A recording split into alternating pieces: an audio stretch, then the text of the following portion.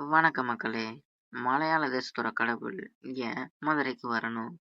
மதுரையில இருக்கிற கள்ளழகருக்கு ஏன் காவல் தெய்வம் ஆகணும்? இந்த மாரி பல கேள்விகள் என் மனசுல இருந்துச்சு. இந்த கேள்விகளோட விடையா தான் இந்த வீடியோவ நான் பார்க்குறேன். உங்களுக்கும் 18ஆம் படி கருப்பின் வாழ்க்கை வரலாறு தெரியணும்னா, இந்த வீடியோவ ஸ்கிப் பண்ணாம ஃபுல்லா பாருங்க. வாங்க வீடியோக்குள்ள போகலாம்.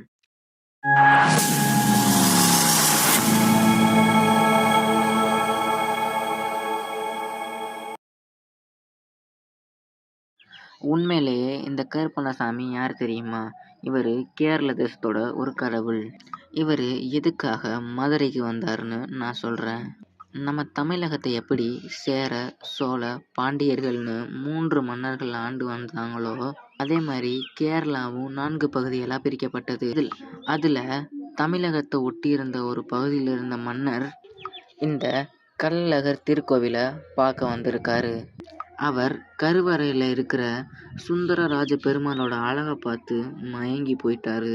இவ்வளவு அழகான கடவுள் நம்ம நாட்டுல இல்லைன்னு ஒரு கவலை அவருக்கு இருந்தாலும், இந்த கடவுளை எப்படியாவது திருடி நம்ம நாட்டுக்கு கொண்டு போயிடணும்னு ஆசை அவர் மனசுல ஏற்பட்டிருந்திருக்கு. என்னதான் அவர் எவ்வளவு முயற்சி செஞ்சாலும், அப்ப மதுரையை ஆண்டுட்டு வந்த பாண்டியர்கள் முன்னாடி இவரால அங்கிருந்து ஒரு செங்கலை கூட எடுத்துட்டு போக முடியல. அவர் திரும்பி கேரள தேசத்துக்கே வந்துடுறாரு.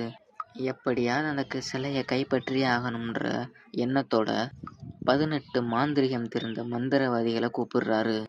எதுக்குன்னா, சுந்தரராஜ பெருமானோட சிலையை இங்கே கொண்டு வரணும்னா அவரோட பவர், அதாவது சக்தியை அடக்கிறதுக்கு சில பூஜைகள் செய்ய தான் இவங்கள கூட்டு வந்திருக்காரு.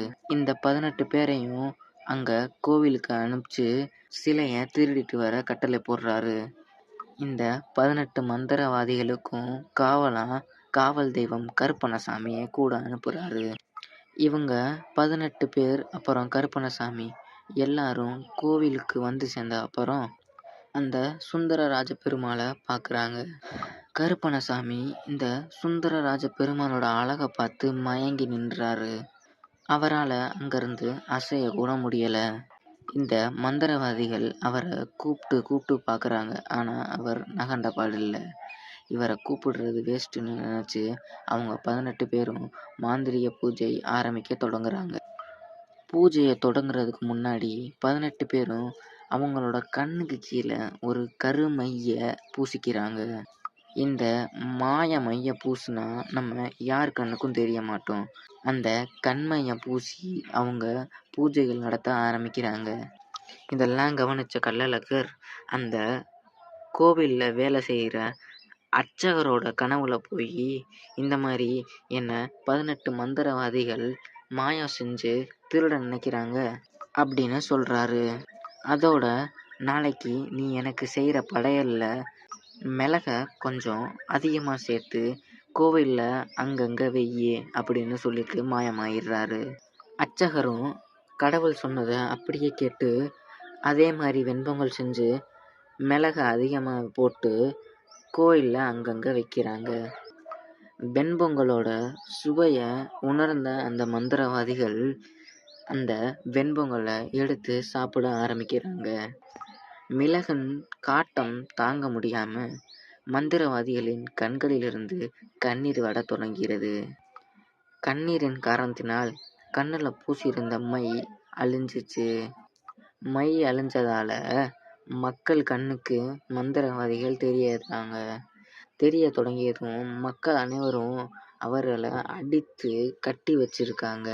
இவங்க 18 பேரையும் கொண்டு 18 படிக்கல் மாதிரி அப்படியே களிமண்ணில் பூசி 18 படிகளை தயாரிக்கிறாங்க. கடைசியில் பெருமாளோட அழகை கண்டு மயங்கி நின்ற கருப்பசாமியை பார்க்குறாங்க. அவரையும் கட்டி இவரை என்ன பண்ணலாம்னு யோசிக்கும்போது கருப்பண்ணசாமியை சொல்கிறாரு, நீங்கள் என்ன எதுவும் பண்ண தேவையில்ல. இந்த சுந்தரராஜ பெருமாளோட அழகில் நான் மயங்கிட்டேன்.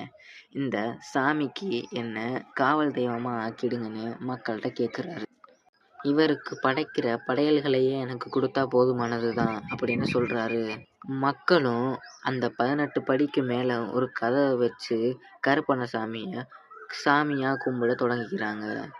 இந்த மாதிரியா கருப்பண்ணசாமி மதுரைக்கு வந்தார். அவருக்கு 18ஆம் படி கருப்புன்னு பேரும் கிடச்சிது.